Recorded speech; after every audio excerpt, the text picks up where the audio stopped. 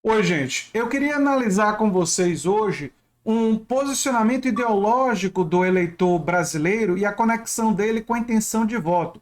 Tem alguns dados extremamente interessantes. Um deles, por exemplo, dá conta de que 39% dos eleitores de Ciro Gomes se declaram de direita e de centro-direita e 30% de esquerda e de centro-esquerda. E isso pode parecer estranho ou difícil de explicar inicialmente, quando você pensa que o PND, o Projeto Nacional de Desenvolvimento do Ciro, claramente na economia é de esquerda, né? Defende a indução, o Estado como indutor da industrialização, defende garantia de direitos sociais, mas aí você poderia explicar isso pela participação do Ciro no Flow de Podcast, em outros podcasts de direita, e aí Ciro, com críticas muito duras a Lula e a Bolsonaro, atraiu um eleitor liberal, atrair um eleitor de centro-direita. Só que esse eleitor representa pouco em termos nacionais, segundo as pesquisas. E aí, mudando a composição do seu eleitorado, ele, na verdade, tendeu a diminuir, porque em 2018 ele tinha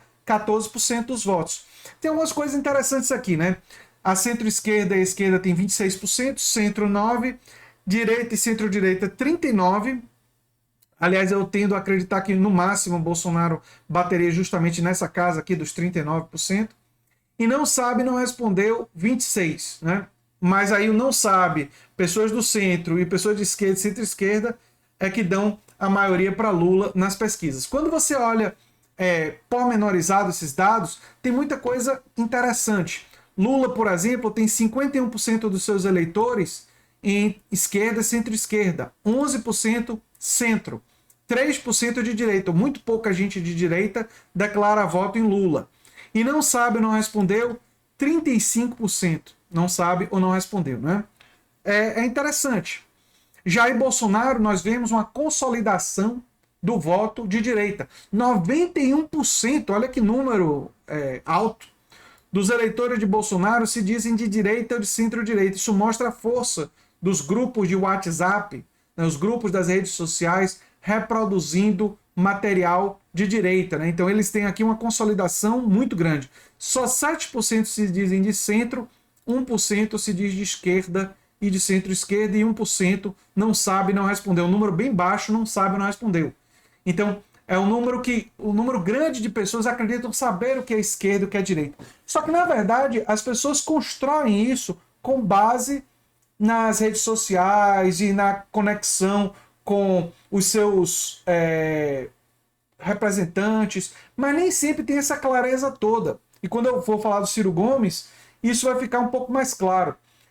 Nos Estados Unidos, tem uma pesquisa que foi feita que perguntava para as pessoas se você se considera conservador, liberal ou social-democrata. E o número de social-democratas ou do socialismo democrático foi bem baixo mesmo. Mas se você apresenta às mesmas pessoas políticas públicas de caráter social-democrata, sem dizer que são social-democratas, como, por exemplo, Medicare para todos, aumento do salário mínimo, garantia de direitos sociais na saúde, na educação, isso tem uma aprovação de mais de 55% da população. Isso significa o quê? Significa que as pessoas nos Estados Unidos não sabem exatamente o que defende uma agenda social-democrata ou do socialismo democrático. E tem preconceito vindo de todo aquele período da Guerra Fria com esse tipo de rótulo ou nomenclatura. Então, existe um grau de desconhecimento na população brasileira também. Só que a gente percebe no percentual do Bolsonaro uma consolidação do pensamento de direita nele. Né? No caso do Ciro Gomes, uma coisa mais distribuída, né? 30% de esquerda, centro-esquerda, 16% de centro, 39% de direita ou de centro-direita e 15% não sabe ou não respondeu. Né? Então, o que a gente vê aqui no Ciro? Ciro, ele tinha em 2018 um percentual nas pesquisas de 14%. Ele tinha ali o quê? Ele tinha, naquela época, né, 12% na verdade, entre 12% a 13%. Naquela época ele tinha um voto significativo de uma esquerda insatisfeita com o PT. E que viu as pesquisas, as simulações de segundo turno e pensou, poxa, o Ciro tem mais chance contra o Bolsonaro. E aí teve um voto ali mais de esquerda naquela época, essa é a minha percepção. Quando veio para essa eleição, parte desse voto mais de esquerda, não todo, mas parte dele, migrou para o Lula, devido ao antibolsonarismo, devido a uma percepção de que o Ciro, com ataques, agora até o PSOL, né, mas ataques ao Lula e tal, estaria se descaracterizando. Essa é uma percepção de parte do eleitorado. E aí você vê também o Ciro, ao ir ao Flow de Podcast, ao ir a esses lugares, ele conseguiu atrair, quando ele foi nesses lugares, uma parte do eleitorado que se entende de direita ou de centro-direita. Mas esse eleitorado parece não ser numeroso o suficiente para fazer ele recuperar o patamar que ele tinha em 2018, que era de 12% a 13%. Né? No caso da Simone Tebet, a Simone Tebet tem pouquíssimo voto de esquerda e de centro-esquerda. Isso é interessante. A Simone Tebet tem 2% dos votos, ou seja, a esquerda não se identifica.